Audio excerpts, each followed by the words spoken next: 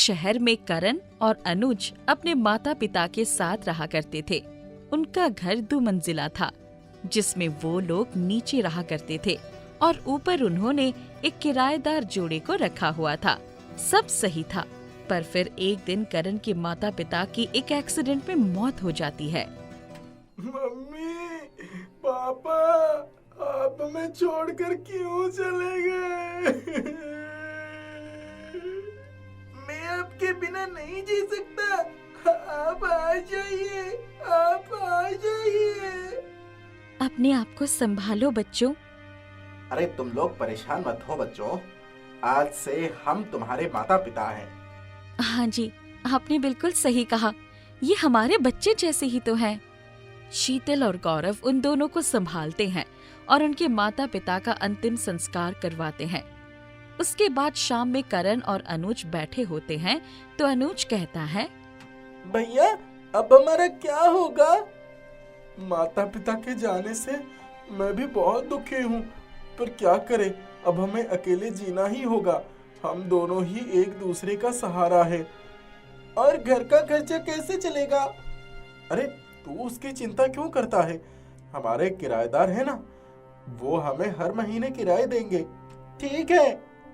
वो दोनों शीतल और गौरव को बहुत अच्छा समझते थे, पर दरअसल उनके किराएदार बहुत बुरे इंसान थे। वो उनकी मदद करना तो दूर की बात, उल्टा वो उनका घर हड़पने की सोच रहे थे। अब यही सही समय है, धीरे धीरे पैर पसारना शुरू करो ताकि ये घर पूरा हमारा हो जाए। हाँ, तुम सही कहती हो, बस तुम देखती जाओ मैं क्या करता हूँ। इस दौरान होली का समय करीब आ जाता है तो करण उस महीने का किराया मांगने गौरव के पास जाता है। गौरव अंकल, इस महीने का किराया दे दीजिए। अरे हाँ, मुझे तो याद ही नहीं रहा, पर बेटा अभी बहुत तंगी चल रही है तो अभी तो मैं नहीं दे पाऊंगा, कुछ समय रुक सकते हो? जी अंकल, कोई बात नहीं, कुछ दिन बाद दे दीजिएगा। दरअसल होली आ रही है ना, तो हमें होली मनाने के लिए पैसों की जरूरत है। अच्छा, मैं दे दूंगा। होली का समय बिल्कुल करीब आ जाता है, पर गौरव उसको किराया नहीं देता। ये तू क्या कर रहा है? आपको तो पता है भैया, मैं चावल से अलग अलग तरह की चीजें बना लेता हूँ, तो मैंने सोचा पिचकारी भी बना लूं, क्योंकि असली पिचकारी तो इस बार हमारे नसीब में नहीं है। तुझे याद है, हमारे मम्मी पापा हमेशा कहते थे कि जब भी बुरा समय आए तो हमें दान पुण्य करना चाहिए, उससे हर बला टल जाती है। तो चल, ये चावल उठा, इन चावलों को फकीरों में बांट देते हैं। ठीक है, चलिए भैया। वो दोनों चावल बांटने निकल जाते हैं। वो कई फकीरों को चावल खिलाते हैं और इस दौरान वो एक ऐसे फकीर को भी खाना खिलाते हैं जो भूख से तड़प रहा था। वो चावल खाकर उनसे कहता है, मुझे तो लगा था आज मैं मर ही जाऊंगा, पर भगवान ने तुम लोगों को भेज दिया। मेरी भगवान से प्रार्थना है कि तुम लोग हमेशा खुश रहो। तुमने मेरी भूख मिटाई है, भगवान तुम्हें कभी भूखा ना सोने दे। ये सुनकर करण और अनुज बहुत खुश होते हैं और घर चले जाते हैं। घर आकर अनुज उस पिचकारी से खेलने लगता है तो उसमें से अचानक पानी निकल पड़ता है। अरे ये कैसे हो गया? ये कैसा जादू है? मेरी चावल वाली पिचकारी से पानी कैसे निकल गया? लगता है ये उस फकीर की दुआ का असर है। वो लोग थोड़ी देर उस पिचकारी से खेलते हैं और फिर सो जाते हैं। उन्हें नहीं पता था कि ये जादुई चावल पिचकारी और क्या क्या कर सकती है। ये इन लोगों के पास पिचकारी कहाँ से आ गई? मैंने तो इनको पैसे नहीं दिए। खैर, जो भी हो, जितने मजे करने हैं कर लो। कुछ दिन से मैं तुम्हें इस घर से निकाल फेंकूंगा। तभी वहाँ एक कोढ़ी आदमी आ जाता है और वो आकर धोखे से उस जादुई चावल पिचकारी को पकड़ लेता है। पिचकारी के स्पर्श से वो अचानक ठीक हो जाता है। मैं ठीक हो गया, मैं ठीक हो गया। भैया, ये पिचकारी जादुई है क्या? मुझे भी ऐसा ही लगता है। हमने कल जो दान पुण्य किया है, उसी की वजह से हमें ये जादुई चावल पिचकारी मिली है। हमें इसकी मदद से और दान पुण्य करना चाहिए, चलो मेरे भाई। हाँ भैया, आप सही कह रहे हो। चलो, अब हम किसी को भी भूखा नहीं सोने देंगे। वो लोग सड़क पर इधर उधर घूमने लगते हैं और जहाँ उन्हें कोई फकीर दिखता है उसे खाना खिलाते हैं। वो बस पिचकारी को दबाते हैं और उसमें से खाना निकल आता है। सभी फकीर बहुत खुश होते हैं और उन्हें दुआएं देते हैं। तुम लोग हमेशा खुश रहो, भगवान तुम्हारा भला करे। दान पुण्य करने में कितनी खुशी मिलती है ना भैया। अनुज, तू सही कह रहा है। दूसरों को खुशी देकर जो खुशी मिलती है उसकी बात ही कुछ और है। फिर वो लोग वापस आते हैं और अपने लिए भी उस पिचकारी से खाना निकालते हैं। ये करते हुए उन्हें शीतल और गौरव देख लेते हैं। अच्छा, तो ये बात है। इन लोगों को ये जादुई चावल पिचकारी मिल गई है, इसलिए इतना उड़ रहे हैं आजकल। यही तो मैं सोचूं कि ये दोबारा किराया मांगने क्यों नहीं आया। चलो, इनसे ये पिचकारी छीन लेते हैं और इन्हें यहाँ से निकाल देते हैं। वो दोनों उनके घर में घुस जाते हैं और उनसे पिचकारी छीन कर कहते हैं, चलो उठो और निकलो यहाँ से। ये आप क्या बोल रहे हैं अंकल? अरे ओ अंकल के बच्चे, ज्यादा बकवास की जरूरत नहीं है, चुपचाप निकल ले यहाँ से। आप लोग ऐसे क्यों कह रहे हैं? तुम्हारे माँ बाप जा चुके हैं, तो अब तुम यहाँ रहकर क्या करोगे? और मुझे पता है कि ये चावल की पिचकारी जादुई है, इसीलिए चुपचाप यहाँ से चले जाओ, वरना इससे निकलकर क्या पड़ेगा तुम्हारी खोपड़ी के ऊपर, तुम सोच भी नहीं सकते। करण और अनुज वहाँ से जाने के लिए राजी नहीं होते तो गौरव पिचकारी उनकी तरफ तानता है और कहता है, जा रहे हो या गोली मारो? हम अपना घर छोड़कर नहीं जाएंगे। अच्छा, तो ये लो। ये कहकर गौरव पिचकारी चला देता है। वो सोचता है उसमें से बंदूक की गोली निकलेगी, पर उसमें से फूल निकलते हैं। अरे ये क्या? वो दोबारा पिचकारी चलाता है तो उसमें से पानी निकलता है। फिर चलाता है तो उसमें से झाग निकलता है। वो झुंझलाकर पिचकारी को फेंक देता है और मौका पाकर फौरन उस पिचकारी को अनुज उठा लेता है। ये पिचकारी तो बेकार है, मैं तुम लोगों को ऐसे ही घर से निकाल दूंगा। हाँ, निकालिए अनाथ बच्चों को घर से बाहर। पर गौरव जैसे ही आगे बढ़ता है तो अनुज पिचकारी चला देता है और उसमें से पत्थर निकलकर गौरव को लगता है। वो दोबारा चलाता है तो एक पत्थर जाकर शीतल को लगता है। अरे ये क्या? इसमें से पत्थर निकलने लगे। रुक जा अनुज। अनुज उनको लगातार पत्थर मारता रहता है। वो दोनों लोग बाहर की तरफ भागते हैं। तभी आसपास वाले लोग भी वहाँ इकट्ठा हो जाते हैं। उन लोगों के पूछने पर करण उनको पूरी बात बताता है। हमें नहीं पता था ये ऐसे लोग हैं। मारो इन दोनों को। मारो, मारो। सब लोग उन दोनों को मारने लगते हैं। वो दोनों बुरी तरह से चिल्लाते हैं और माफी मांगते हैं। हमें माफ कर दो, हमें माफ कर दो। रुक जाइए आप लोग, बस करिए, इन्हें मत मारिए, हमने इन्हें माफ कर दिया। वो लोग उन्हें छोड़ देते हैं, पर उसके बाद लोग उन्हें वहाँ रहने नहीं देते और वहाँ से भगा देते हैं। मैं तो इन्हें बहुत अच्छा इंसान समझता था, पर ये लोग तो बहुत बुरे निकले। हाँ भैया, ये अंकल आंटी तो बहुत बुरे थे। फिर वो दोनों अपने घर में चले जाते हैं और अपनी जादुई चावल पिचकारी के साथ खुशी खुशी जीवन गुजारते हैं। राजू अपने माता पिता के साथ पहाड़ों की घाटी में बसे एक गांव में रहता था। वो लोग बहुत गरीब थे। उसके पिता किशोर लाल की नुक्कड़ पर ही एक चाय की दुकान थी। माता पिता चाहते थे कि उनका बेटा पढ़ लिख कर बड़ा आदमी बन जाए, परंतु 15 साल के राजू का मन पढ़ाई लिखाई में बिल्कुल भी न था। वो 10वीं में पढ़ता था। स्कूल जाता तो रोज उसकी शिकायत आती थी। कभी किसी का हाथ तोड़ देता तो कभी सिर फोड़ देता। एक दिन, अरे तूने तो नाक में दम कर दिया है, रोज तेरी शिकायत आ जाती है। इससे अच्छा कल से तू दुकान पर ही बैठकर चाय बनाने के काम में मेरी मदद किया कर। पिताजी, मैं क्या करूं? जा, ये चाय के बर्तन धो कर ले आ। वो पूरे दिन दुकान पर ही रहा। कभी ग्राहकों को चाय देता तो कभी भागकर बर्तन धोने लगता। राजू चुपचाप चाय के बर्तन धो रहा था।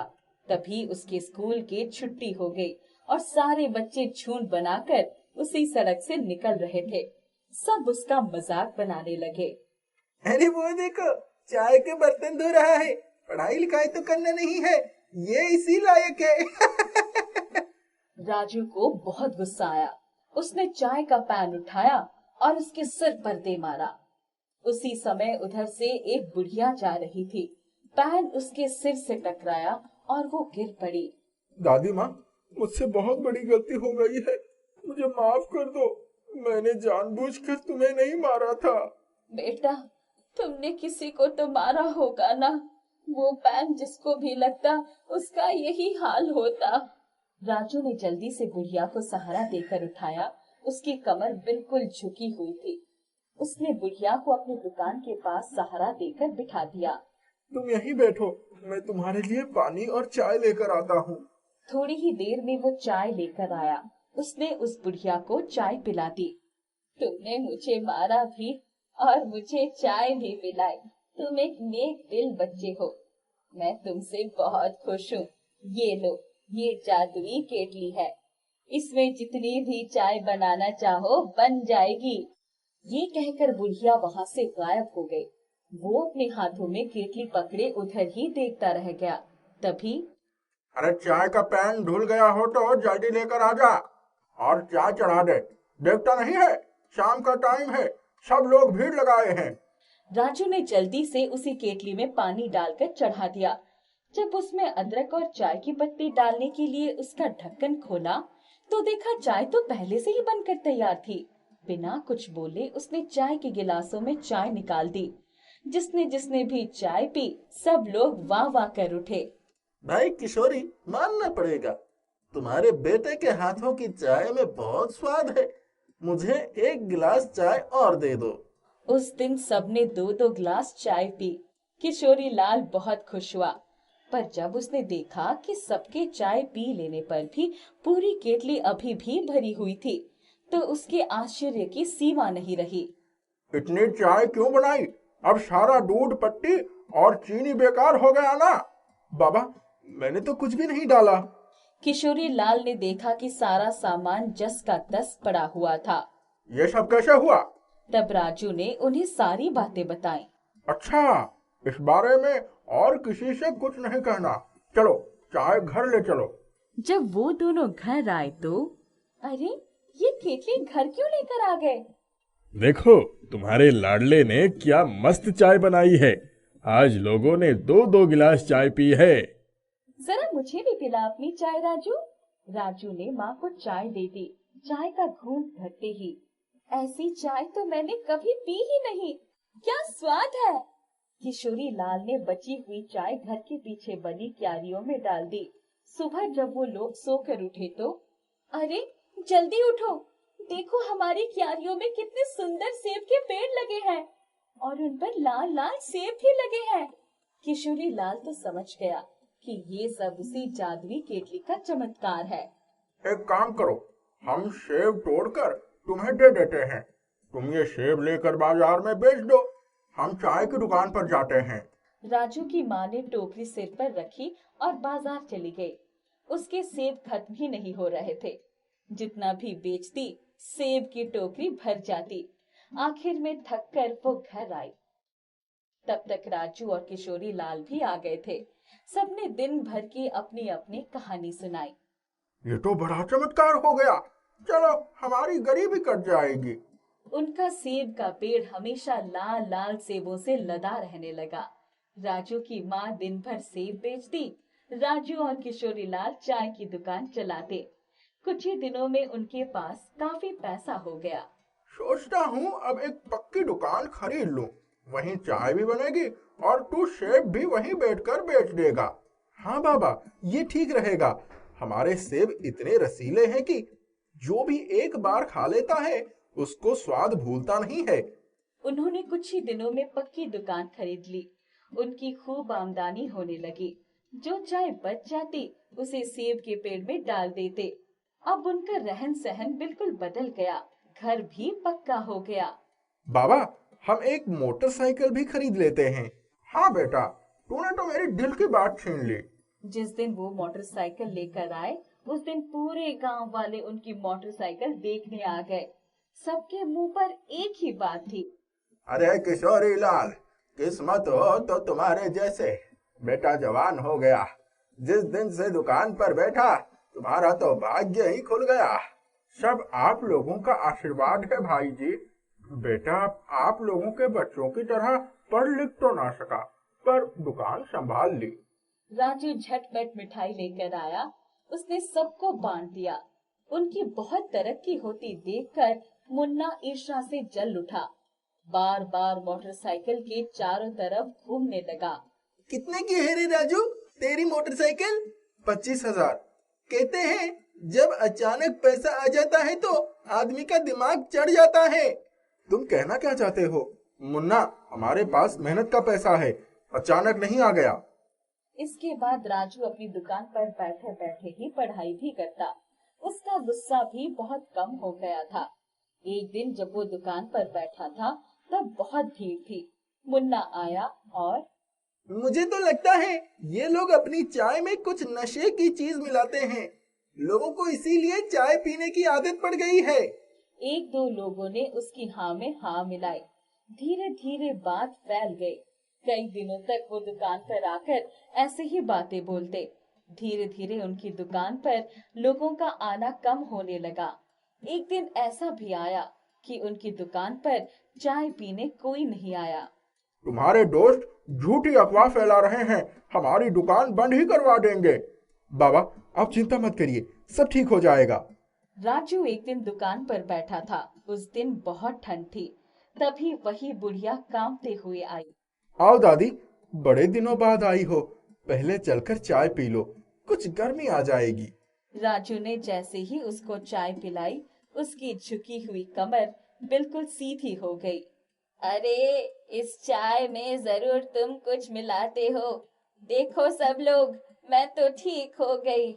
सालों से मेरी कमर झुकी हुई थी। किशोरी लाल की दुकान पर भीड़ लग गई। सबने सोचा ये तो पागल हो गई। उस बुढ़िया को देखने के लिए जितने भी लोग खड़े थे, ठंड की वजह से सबने चाय मांग कर पी। तभी अरे मेरे कान में दर्द था, मैं तो वैद्य जी के पास दवा लेने जा रहा था, लेकिन चाय पीते ही ठीक हो गया। सब लोग आश्चर्यचकित हो गए। उस घटना के बाद किशोरी लाल की दुकान फिर से चल पड़ी।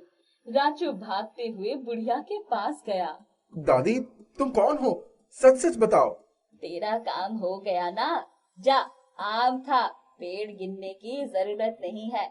गिनना है तो अपने पेड़ों के सेब गिन। इतना कहकर बुढ़िया फिर गायब हो गई। उसके बाद राजू ने 10वीं की परीक्षा दी।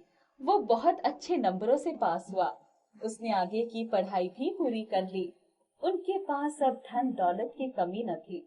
उसने बड़े होकर सेब का बगीचा खरीद लिया और सेब का व्यापार कर लिया। जहाँ हाथ डालता वहाँ सोना बरसने लगता। इसलिए कहते हैं दान दुखियों की सेवा में ही भगवान बसते हैं। किशन के पास एक छोटा सा जमीन का टुकड़ा था जिसमें वो हर साल गेहूं और धान की खेती करता था और फसल होने पर बाजार में बेचकर जो भी पैसे मिलते उसी से अपना गुजारा करता था। घर में सिर्फ उसकी माँ थी। इस बार बारिश ना होने से सारी धान की फसल सूख रही थी। उनके पास इतना पैसा नहीं था कि ट्यूबवेल लगवा लेते। ये हाल हो गया कि किशन को दूसरों के खेत में मजदूरी करनी पड़ रही थी। नहीं तो खाता क्या। उसको पता था कि धान तो बिना बारिश के सूख ही जाएगा। एक दिन जब वो खेत में काम करके दोपहर को वापस आया तो बहुत दुखी था। उसके माँ ने उसको खाना दिया और पंखा झलते हुए बोली, आज घर में जो कुछ भी था मैंने बना दिया, पर कल क्या खाएंगे? माँ, ऊपर वाला हमें किन कर्मों की सजा दे रहा है? बेटा चिंता मत करो, कुछ ना कुछ हो जाएगा।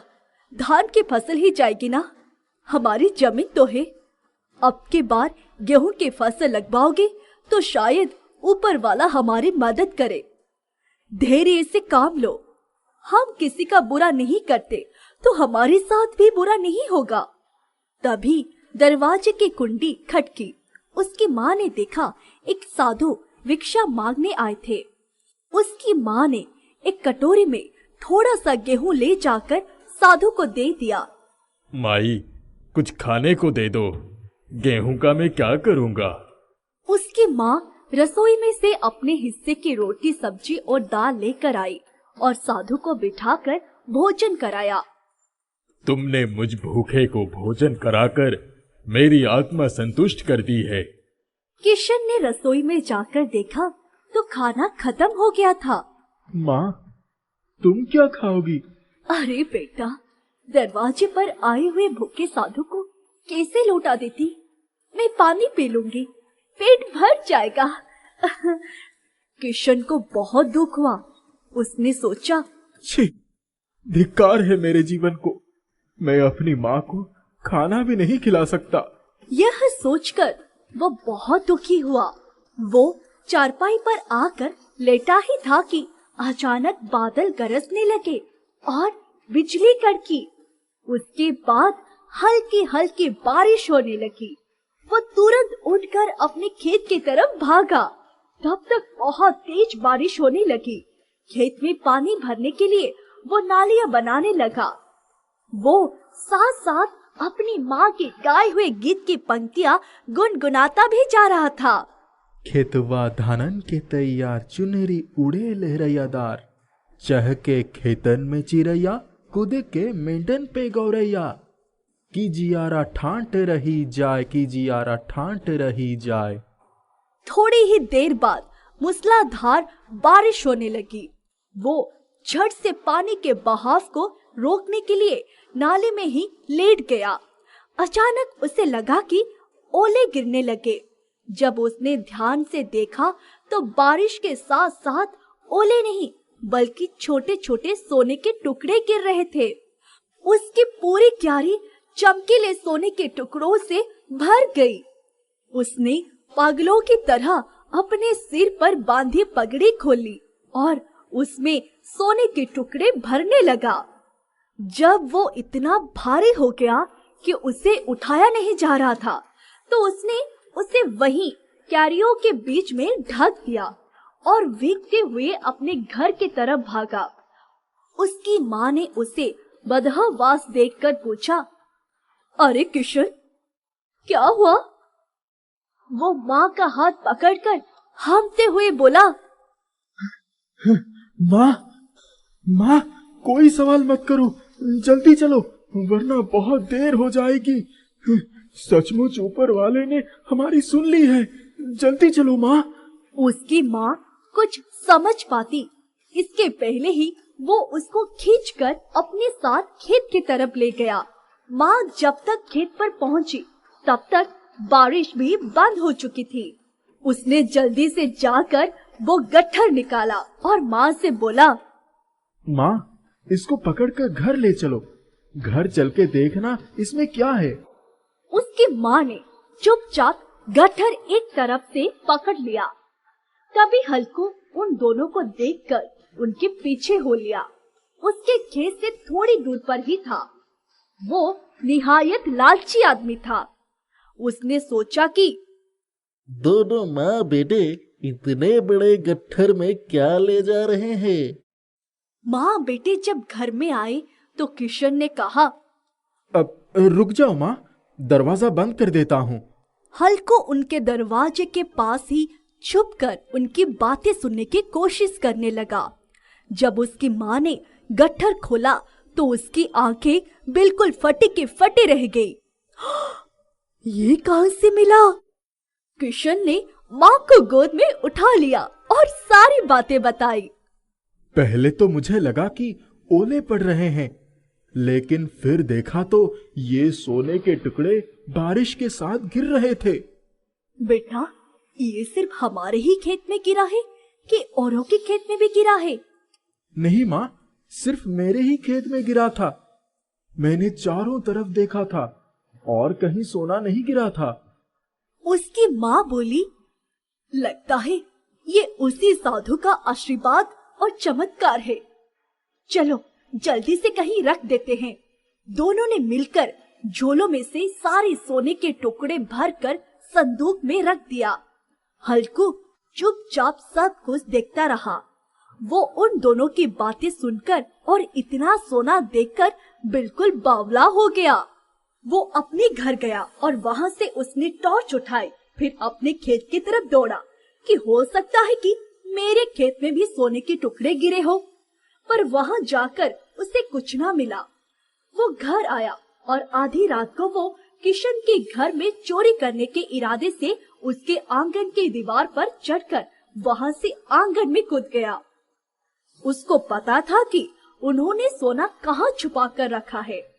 वो गया और चुपके चुपके संदूक खोलकर उसमें से बहुत सारे सोने के टुकड़े अपने कुर्ते और गमछे में बांधकर दीवार पर चढ़ गया और दूसरी तरफ कूद गया।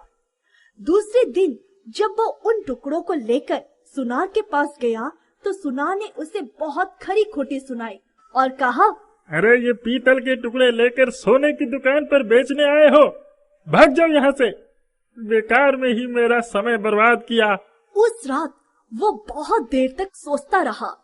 फिर आधी रात को किशन के घर चोरी करने के इरादे से पहुंचा। उसे लगा शायद ये सचमुच पीतल ही हो। इन टुकड़ों को वहीं रख देता हूँ और दूसरे टुकड़े उठा लाऊंगा। हल्कू ने दीवार पर से कूदकर संदूक में से टुकड़े निकाल लिए और पहले वाले टुकड़े उसी में रख दिए। जब वो दीवार पर चढ़ने लगा तो अंधेरे में उसको कुछ दिखाई नहीं पड़ा।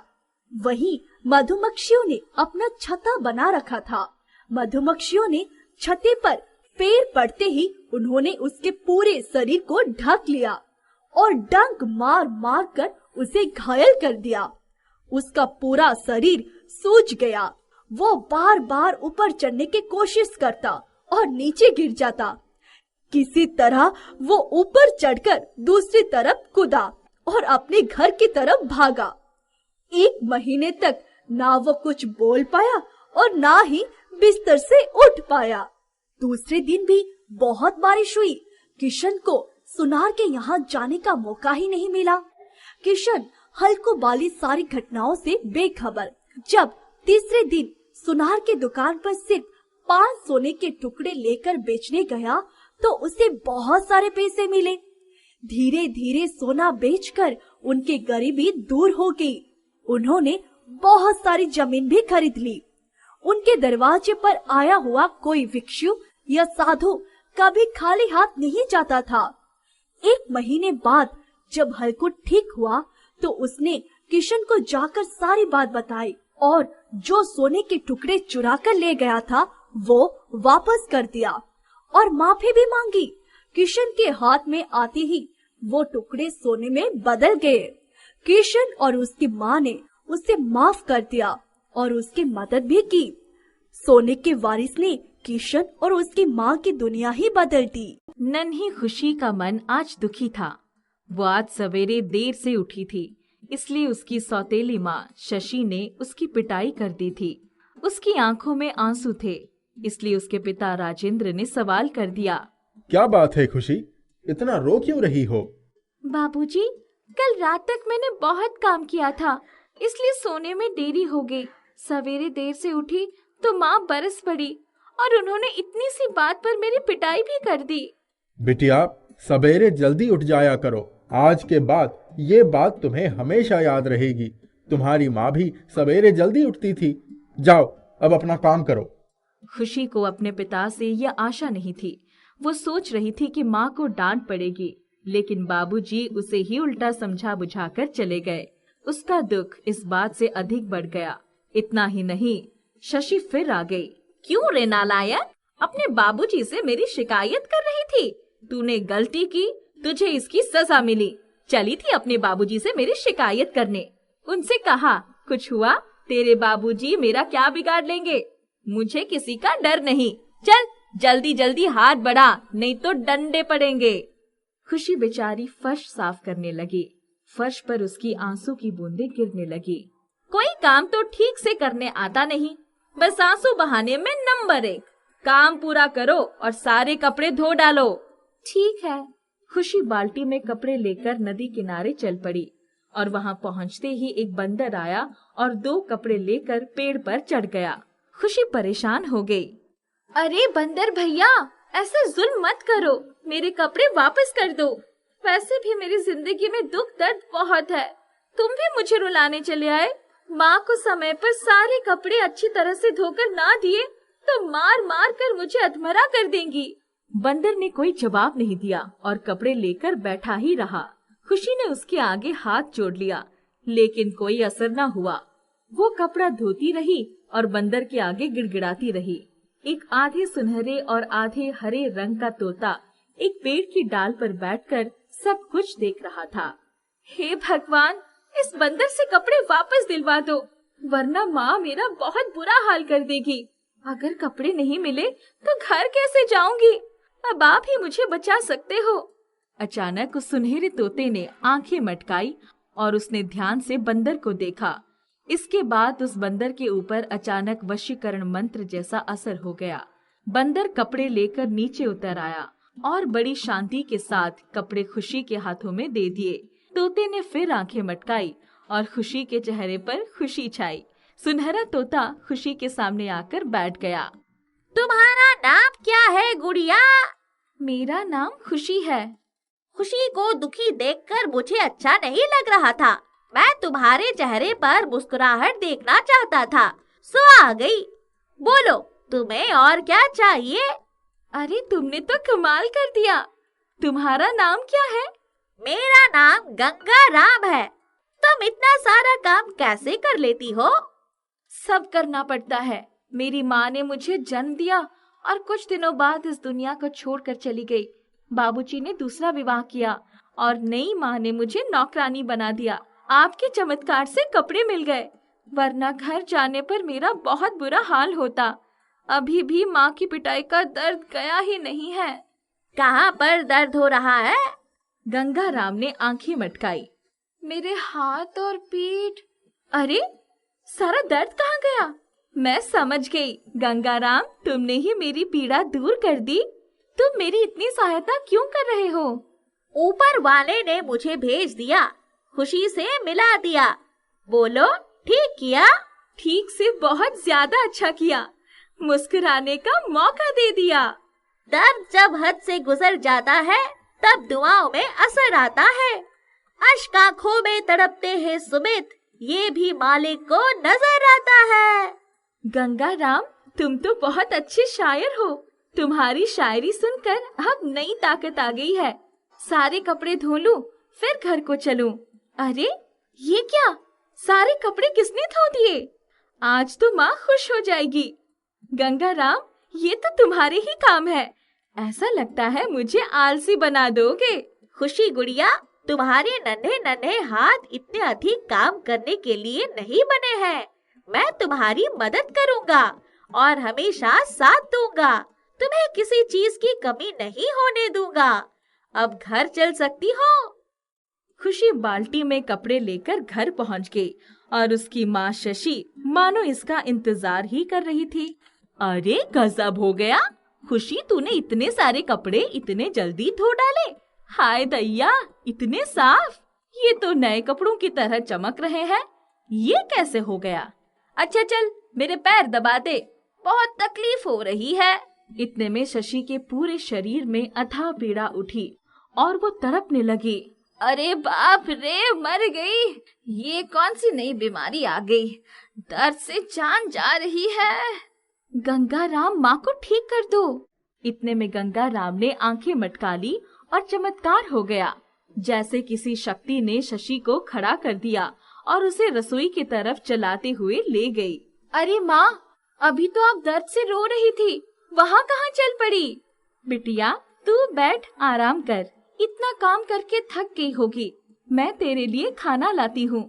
नन्ही सी जान, इतना काम, तुझसे इतना ज्यादा काम करवा के मैं अपने सर पर इतना पाप नहीं ले सकती। शशि माँ थाली में खाना परोसकर ले आई। अरे बिटिया, खाना खा लो, इसके बाद आराम करो, मैं सारे बर्तन मांज दूंगी। अरे माँ, मैं ये क्या सुन रही हूँ और देख रही हूँ? बिटिया, एक दिन मुझे ऊपर जाना है, भगवान को मुंह दिखाना है। गंगाराम आंखें मटका रहा था और खुशी को सारा माजरा समझ में आ रहा था। बिटिया, ये सुनहरा तोता तुम्हें कहाँ मिल गया? बड़ा प्यारा है। ये जब आंखें मटकाता है तो बहुत प्यारा नजर आता है। अरे माँ, ये गंगाराम है। इसकी आंखें मटकाने की अदा तो कमाल की है। ये सचमुच बड़ा चमत्कारी है। इसने ही मेरी जिंदगी संवारी है। मैं इसके खाने के लिए अमरूद लाती हूँ। इसे भूख लगी होगी, खिलाती हूँ। गंगाराम ने घर में चारों तरफ नजर डाली तो देखा तो पूरे घर में गरीबी का ही राज्य था। खुशी झटपट अमरूद काट कर लाई और गंगाराम के सामने रख दिया। गंगाराम बड़े प्यार से खाने लगा और इसके बाद वो खुश होकर पंख फड़फड़ाने लगा। उसके दोनों पंख फड़फड़ाने से सोने के सिक्के गिरने लगे। खुशी ने सारे सिक्के समेट लिए। मेरी खुशी को हमेशा खुश देखना चाहता हूँ। उसे किसी भी चीज की कमी हो ये बर्दाश्त नहीं कर पाऊंगा। मैं उसे एक राजकुमारी बनाऊंगा। खुशी की माँ, एक बात सदैव ध्यान रखिए कि खुशी की खुशी में आपकी भी खुशी है। खुशी खुश है तो ये गंगाराम भी खुश है। आप तो समझ गई होंगी। अरे समझ गई, अच्छी तरह समझ गई गंगाराम। खुशी बिटिया की खुशी का मैं पूरा ध्यान रखूंगी। गंगाराम खुशी के साथ उसके घर में रहने लगा। वो इधर उधर उड़ता और फिर कहीं से आ जाता। खुशी के घर की हालत भी पूरी तरह से सुधर चुकी थी। उनका रहन सहन ठाट बाट अच्छा हो गया था। एक दिन खुशी घर में सो रही थी। गंगाराम अमरूद खाकर फुदक रहा था। एक सांप घर में घुस आया। वो सोती हुई खुशी के पास जा रहा था। इतने में गंगाराम ने उसे देख लिया। उसने आंखें मटकाई और सांप के ऊपर वार कर दिया। सांप बौखला गया और वो गंगाराम की तरफ मुड़ गया और उसने गंगाराम पर वार कर दिया। गंगाराम ने उसे फिर चोंच मारी। सांप घायल हुआ और उसने फिर पलटवार किया और वहां से भाग गया। गंगाराम नीचे गिरकर तड़पने लगा। खुशी जाग गई थी। वो, उसकी माँ और घर के दूसरे लोग गंगाराम की हालत देखकर बहुत दुखी हो गए। माँ देखो, सांप ने गंगाराम को काट लिया है। हमें इसे डॉक्टर के पास ले जाना है। मेरे गंगाराम को कुछ नहीं होना चाहिए। हे भगवान, मेरी जान ले लो, लेकिन गंगाराम को ठीक कर दो। अरे खुशी, ये क्या कर रही हो? मेरे बदले अपनी जान की बात कर रही हो? भगवान ने तुम्हारी पहली बात मान ली और मैं ठीक हो गया। भगवान मेरी खुशी को कुछ नहीं होने देंगे। वो जो सांप आया था उसे एक जादूगर ने भेजा था, इसलिए मेरा चमत्कार उस पर पूरी तरह असर नहीं कर पाया। आज मेरे चमत्कार और तुम लोगों के प्यार ने ही मेरी जान बचाई है। जाको रखे साइया, मार सके ना कोई। जमींदार रोशन लाल की हवेली पर बहुत भीड़ लगी थी। उनकी हवेली की नीलामी हो रही थी। शहर से भी कई लोग आए थे। बोली लग रही थी, 5 लाख एक, किसी को कुछ कहना है? 5,50,000, 6 लाख, 7 लाख, 7 लाख। और कोई खरीददार है क्या? भीड़ में सन्नाटा छा गया और कोई आगे नहीं बढ़ा। 7 लाख में हवेली का सौदा हो गया। हवेली खरीदने वाले, क्या भैया हमें दी जाए और ये लीजिए पैसे। उन्होंने ब्रीफकेस से 7 लाख रुपए गिन दिए। सेठ रोशन लाल और उनका परिवार बेघर हो गए थे। बेटे की पढ़ाई के लिए उन्होंने पुरखों की बनाई हवेली गिरवी रखकर कर्जा लिया था। सोचा था बेटा पढ़ लिख कर नौकरी करेगा तो सारा कर्जा चुका दूंगा, परंतु बेटा तो पढ़ लिख कर परदेश जा बसा। उसने पीछे मुड़कर भी नहीं देखा कि माता पिता किस हाल में हैं। 7 वर्षों से सेठ रोशन लाल बैंक वालों को टालते रहे, पर अब हवेली नीलाम हो गई। चलो अब यहाँ कुछ नहीं है, हम चलकर अपने खेत के ट्यूबवेल वाले घर में रहेंगे। इस बार की फसल कट जाएगी तो उस घर को ठीक करवा लेंगे। लोग क्या कहेंगे? जिसको जो कहना था कह चुका होगा। इतनी बेइज्जती सहने के बाद हमारी इज्जत बची है क्या? चलो जल्दी चलो। सेठ जी अपनी पत्नी के साथ ट्यूबवेल वाले घर में चले गए, जहाँ चारों तरफ गंदगी ही गंदगी फैली हुई थी। यहाँ कैसे रहेंगे हम? मैं अभी एक मजदूर बुलाकर ले आता हूँ, वो सब ठीक से सफाई कर देगा। रहने लायक हो जाएगा। क्या से क्या हो गया, अब तो नाम के सेठ रह गए। सारा व्यापार डूब गया। कर्ज लेकर बेटे को पढ़ाया था कि हमारे बुढ़ापे का सहारा बनेगा, पर वो तो सबसे बड़ा भगोड़ा साबित हुआ। तब तक सेठ जी जो मजदूर पकड़कर ले आए, उन्होंने थोड़ी देर में ही घर बिल्कुल साफ सुथरा कर दिया और जरूरत का जो सामान हवेली से पहले ही निकाल लिया था, करीने से लगा दिया। खाने में क्या बनाऊं? रहने दो, अभी तो कुछ खाने की इच्छा नहीं हो रही है। बहुत थक गया हूँ, रात को कुछ बना देना। पार्वती भी आकर चारपाई पर लेट गई। लेटे लेटे ही नींद आ गई। अचानक एक खड़खड़ाहट की आवाज से दोनों उठकर बैठ गए। अरे, ये आवाज कहाँ से आई? देखती हूँ। पार्वती ने उस विशाल कमरे पर नजर दौड़ाई तो देखा कोने में एक तिजोरी पड़ी थी। आवाज उसी में से आ रही थी। ये कैसी तिजोरी है? देखूं तो इसमें क्या है? पार्वती ने तिजोरी खोलनी चाही, पर उसे खुली नहीं। तब रोशन लाल उठकर आए।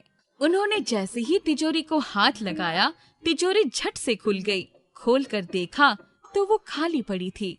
अपने संदूक का जो भी कीमती सामान है इसी तिजोरी में रख जाते हैं।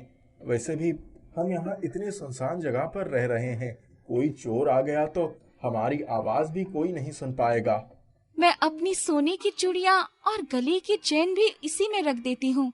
अब तो खुद ही सारे काम करने होंगे तो चूड़ियाँ घिस जाएंगी। जो ठीक समझो वो रख दो। पार्वती ने कुछ कागजात, अपने हाथ की चूड़ियाँ, गले की चेन और कुछ नकदी रुपए तिजोरी में रख दिए। अब मैं कुछ बना लेती हूँ। सेठ रोशन लाल कुएं से पानी लेकर आए तो पार्वती ने लकड़ी के चूल्हे पर दाल और सब्जी चढ़ा दिया। आटा गूंथकर रोटी सेंक ली।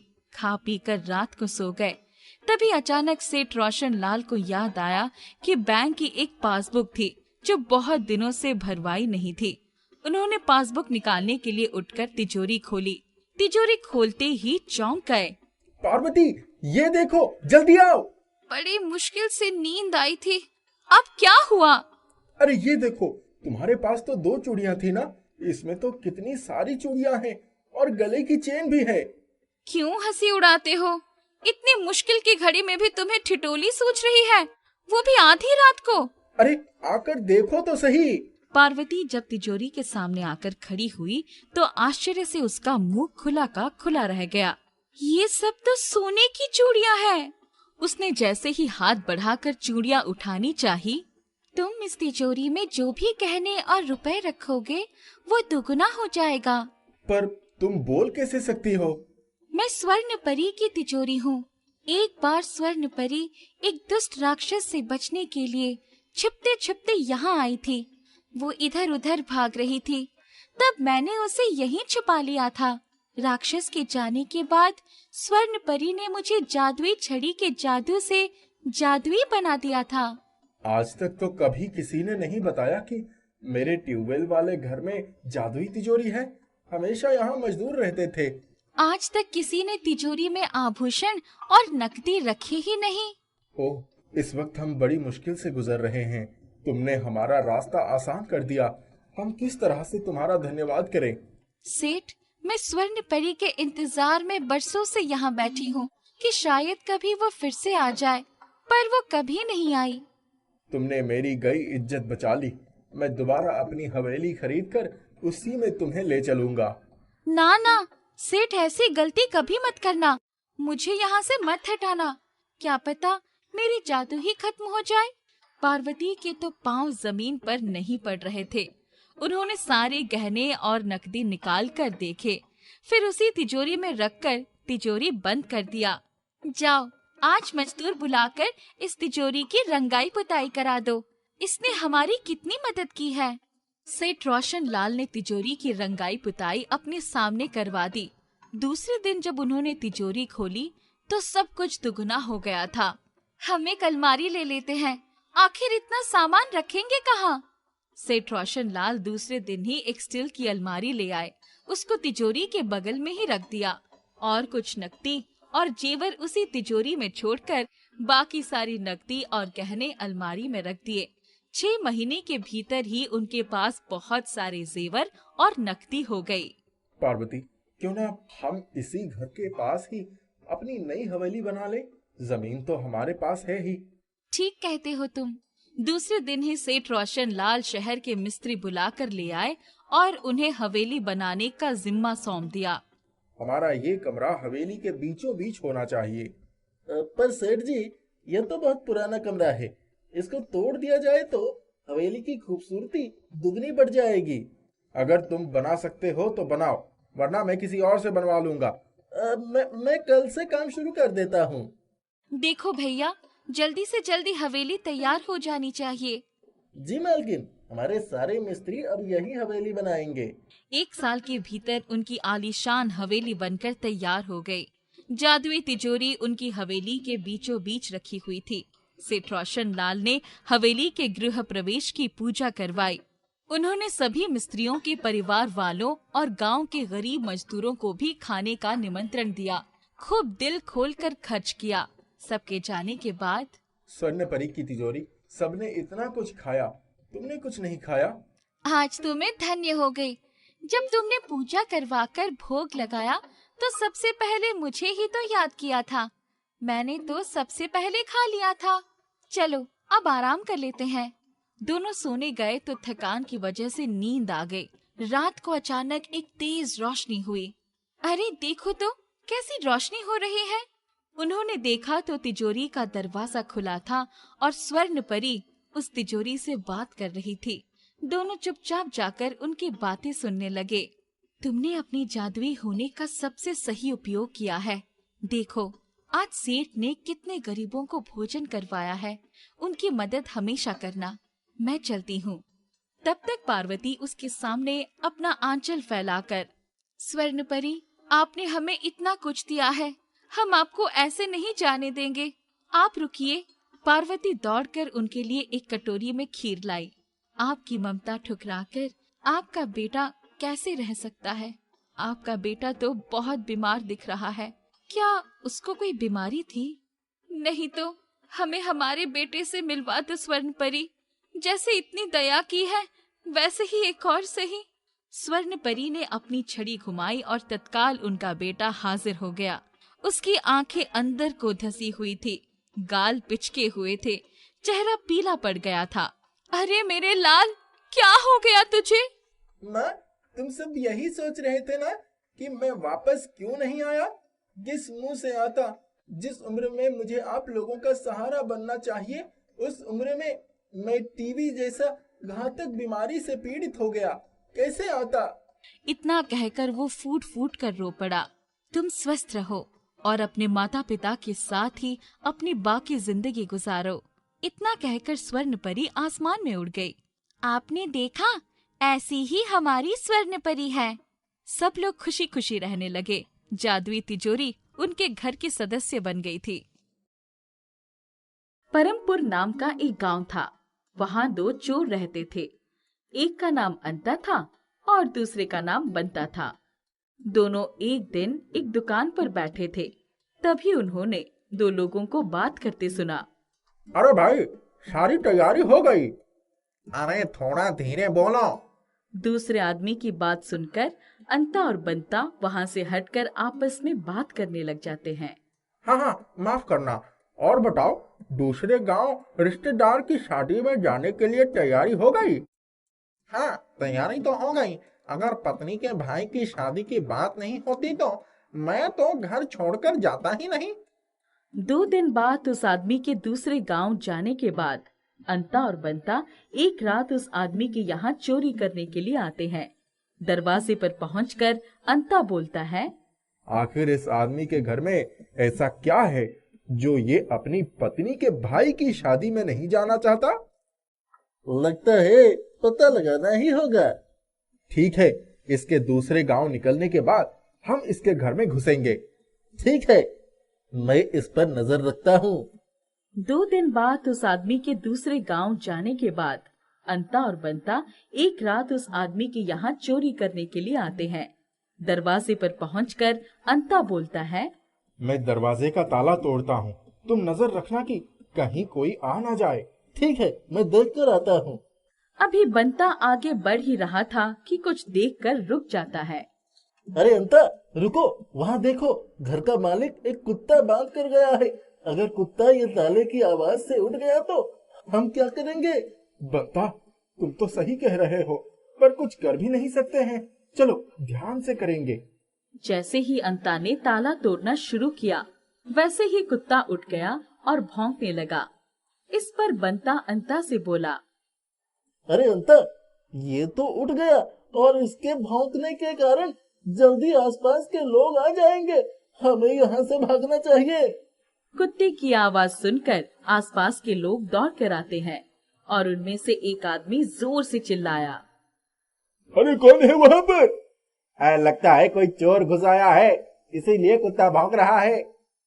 अरे मुझे भी यही लग रहा है। चलो चलो चलकर देखते हैं।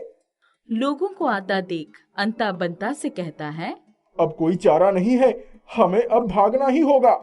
बंता, तुम दूसरी तरफ से जाओ, मैं इस तरफ से जाता हूँ। बाद में गांव के बाहर वाले कुएं के पास मिलेंगे। ठीक है, बाद में मिलते हैं। दोनों को भागते देख अरे वो देखो, कोई उधर भाग रहा है। चलो उसे पकड़ते हैं। हाँ ठीक है, चलो। थोड़ा दूर भागने के बाद लगता है वो लोग भाग निकले, कहीं दिखाई नहीं दे रहे हैं। हाँ, मुझे भी यही लग रहा है। आगे से हमें ध्यान रखना होगा। वहाँ से बचने के बाद अंता और बंता गांव के बाहर कुएं पर मिलते हैं। आज तो बाल बाल बच गए। वो तो है, पर हमें पता नहीं चल पाया कि उसके अंदर क्या था। काश हमें भी बाकी चोरों की तरह ताला तोड़ने की बजाय ताला खोलना आता तो हमारा भी काम कितना आसान होता। हमें अगर ताला खोलने आता तो हम किसी भी तिजोरी का ताला खोल सकते थे। अभी दोनों उदास होकर बैठे ही थे कि बंता को सामने कुछ चमकती चीज दिखी। बंता ने उसे उठाया और बोला, अंता, देखो, वो चीज कितनी चमक रही है। लाओ दिखाओ इधर। देखने में तो ये चाबी जैसा लगता है, लेकिन ये कैसी अजीब सी चाबी है। इस पर तो किसी ताले के खाने के लिए दांत भी नहीं है, एकदम चपटी है। ये किसी काम की नहीं है। इसे तुम ही रख लो और चलो यहाँ से, कल कुछ और देखेंगे। ठीक है, चलो, कल किसी बिना कुत्ते वाले घर में जाएंगे। अगले दिन रात को एक घर की खिड़की खुली देखकर अंता और बंता उसमें घुस जाते हैं और घर की तिजोरी खोलने का प्रयास करने लगते हैं। काफी कोशिश पर भी ताला न खुलने पर अंता बोलता है, लगता है आज भी हमें कुछ नहीं मिलेगा। चलो कुछ खाने का चुरा कर वापस चलते हैं। ठीक है, तुम जाओ, मैं एक बार इस नई चाबी से कोशिश करके देखता हूँ। बंता, तुम भी कैसी पागल जैसी बातें कर रहे हो। इस चाबी में दांत नहीं है, पर फिर भी तुम्हें कोशिश करना है तो करो। ऐसा कहकर अंता कुछ खाने का सामान लेने चला जाता है और थोड़ी कोशिश करने पर बंता ताला खोल देता है और अंता को बुला कर लाता है। अंता, चलो चलो, देखो, ताला खुल गया है। तिजोरी में सोने और चाबी का सामान है। अंता दौड़ कर आता है ये देखने के लिए। देखो, वाकई में ताला खुला हुआ है और तिजोरी में सामान है। आज तो कमाल ही हो गया। तुमने कैसे ताला खोला? मैंने जैसे ही इस चाबी को ताले में लगाई, ये उसमें जाम हो गई और घुसने पर ताला तुरंत खुल गया। लगता है ये चाबी जादुई है। भगवान हम पर मेहरबान हो गए हैं। अब हमें ताला तोड़ने की चिंता नहीं करनी होगी। चलो ये सब सामान लेकर जल्दी से यहाँ से निकलते हैं। ठीक है, चलो चलते हैं। दोनों वहाँ से तिजोरी खाली करके निकल जाते हैं और आपस में सामान बांटकर बात करते हैं। हमें इस चाबी को जांचने के लिए उस कुत्ते वाले घर में भी जाकर देखना चाहिए। आखिर पता तो चले कि उस घर में क्या है। तुम सही कह रहे हो। आज रात हम उस घर में चलेंगे। रात को उस घर पर पहुंचकर अंता चाबी से ताला खोलने की कोशिश करता है। ताला खुल जाता है। दोनों घर के अंदर पहुंचकर, बंता, जाओ, तुम उधर देखो, मैं इधर देखता हूँ। कुछ मिले तो बताना। थोड़ी देर बाद, अंता, देखो, मुझे एक तिजोरी मिली है। रुको, मैं अभी उसे खोलता हूँ। तिजोरी खोलने के बाद, देखो बंता, इसमें तो काफी सोने का सामान है। शायद इसी कारण से वो आदमी शादी में नहीं जाना चाहता था। चलो सब कुछ लेकर, जो जैसा था वैसा ही बंद करके चले जाते हैं, किसी को शक भी ना हो जाए। बंता, तुम सही कह रहे हो, चलो चलते हैं। इन सब सामान को बेचकर कुछ महीने आराम से रहेंगे। घर का मालिक जब शादी से वापस आता है तो देखता है कि दरवाजे और तिजोरी दोनों बंद होने के बाद भी तिजोरी खाली थी। इसके बारे में पता करने के लिए वो बगल के घर जाता है। अरे भाई, मेरे ना रहने पर क्या तुमने मेरे घर के आसपास किसी को देखा है? क्यों भाई, क्या हुआ? मैंने तो किसी को नहीं देखा। अरे क्या बताऊं, घर और तिजोरी दोनों में ताला लगे मिले, पर फिर भी तिजोरी के अंदर का सामान खाली था।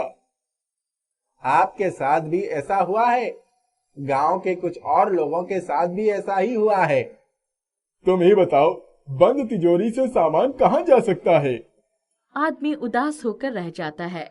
इधर अंता बंता मस्त घोड़े बेचकर सो रहे थे। तभी उनके दरवाजे पर एक महिला आती है। तुम दोनों जल्दी से उठ जाओ, मुझे तुमसे कुछ काम है। जो भी है, अभी चलो जाओ, अभी हमारे सोने का समय है। रुको, अभी बताती हूँ। महिला एक बाल्टी पानी उठा कर लाती है और उन दोनों पर फेंक देती है। दोनों हड़बड़ा कर उठते हैं और अंता बोलता है, कौन हो तुम? ऐसा करने की हिम्मत कैसे हुई तुम्हारी? तुम्हारे पास मेरी जादुई चाबी है, मुझे दे दो। अंता उसकी बात सुन डर जाता है और कहता है, मेरे पास कोई चाबी नहीं है। आप किस चाबी की बात कर रही हैं? झूठ बोलकर कोई फायदा नहीं है। मुझे पता है कि तुमने ही कुएं के पास से मेरी चाबी उठाई है। पानी पीते वक्त मेरी चाबी वहीं गिर गई थी। नहीं नहीं, हमारे पास कोई चाबी नहीं है। मुझे पता चला है कि इस गांव में बंद तिजोरी से चीजें गायब हो रही है। तभी मैं समझ गई, जरूर मेरी चाबी का कोई इस्तेमाल कर रहा है। कुछ दिन निगरानी करने पर पता चला तुम दोनों बहुत खर्च कर रहे हो। इससे ही मुझे तुम दोनों पर शक हुआ। आप गलत जगह आई हैं। तुम ऐसे नहीं मानोगे। महिला की चुटकी बजाते ही दोनों हवा में उल्टा लटक जाते हैं और अपने आप को ऐसी हालत में पाकर वो बोलते हैं, जी, आप कौन हैं? कृपया मुझे छोड़ दीजिए। आप अपनी चाबी ले सकती हैं। अब तुम्हारी अकल ठिकाने आ गई। मैं नंदलोक की जादूगरनी हूँ। मेरी चाबी इधर लाओ और जितने भी मासूम लोगों का सामान तुमने चुराया है सभी को वापस कर दो, वरना तुम लोगों के साथ अच्छा नहीं होगा।